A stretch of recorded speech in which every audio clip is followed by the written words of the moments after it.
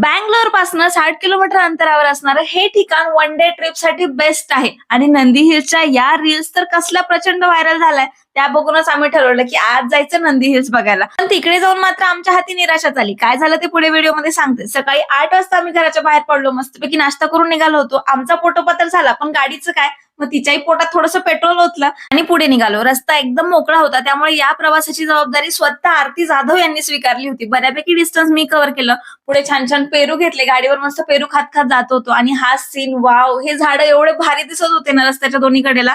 Nandi हिल्सचा area सुरू झाला. एवढी हवा होती की कॅमेराच नीट पकडता येत नव्हता. खूप जास्त थंडी वाजत होती. रिद्वीला तर मी पकडून बसले होते. तिकडे पोहोचता पोहोचता 1 वाजला आणि कळाले तिकीट काउंटर क्लोज होते, कारण 1:30 वाजता नंदी हिल्स बंद होणार आहे. रोज नाही होत, आज काही कारणांमुळे ते बंद करत होते. त्यांना खूप रिक्वेस्ट करून तिकीट परचेस केलं की खूप दुरून आलोय, अर्धा तास का असेना पण आम्हाला मध्ये सोडा. मध्ये व्ह्यू इतका सुंदर होता ना, म्हणूनच लोक सनराईज बघायला पहाटे 4 वाजता इकडे येतात. आणि इथे एकच नाही तर खूप सारे सनसेट पॉइंट आहेत जे आपण एक्सप्लोर करू शकतो. पण आमच्याकडे टाइम कमी होता, मग आम्ही हा फोकस केला की एन्जॉय करून घेऊ. आता पूर्ण नंदी हिल्स बघायला नंतर कधीतरी येऊ.